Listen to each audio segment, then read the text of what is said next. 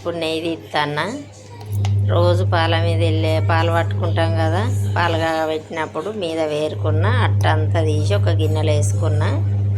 ఇంతంత జమ ఎక్కువ అయిన మూలే దాన్ని పొయ్యి మీద పెట్టిందండి. పొయ్యి మీద పెట్టి అట్లా మాడుతా అంటే నెయ్యి మనకు మీద వేరుకుంటుంది. చాయ్ జాలి బట్టి అడ పోసుకోవాలి. ఉడుకుతా అంటే చెంచాతోటి ఇట్లా కలుపుకోవాలి. అడుగంతా నల్లబడ్డాక నెయ్యి అంతా మీదికి వచ్చినాక వడపోసుకోవాలండి.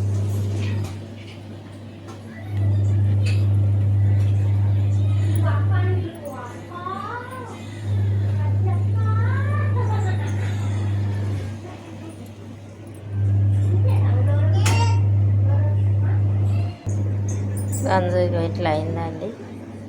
ఇది మళ్ళీ తోముకుంటే పోతుంది అప్పుడే నెయ్యిది కాబట్టి. ఇది వెళ్ళిందండి ఒక 3 రోజులది. 3 రోజులది పాల మీద అట్టు ఇస్తే ఇది వెళ్ళింది. ఓ వారం రోజుల్లో అయితే మంచిగా అద్దపోవని తెలుతుంది.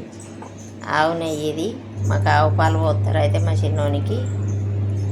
ఆవు పాల మీద అట్టు తీసి వీడియో కోసం 2 రోజులది చేసిన, కొంచెమే వెళ్ళింది. ఎప్పుడన్నా పాల మీద అట్టు తీసి మీరు కూడా ట్రై చేయండి. బాయ్ అండి.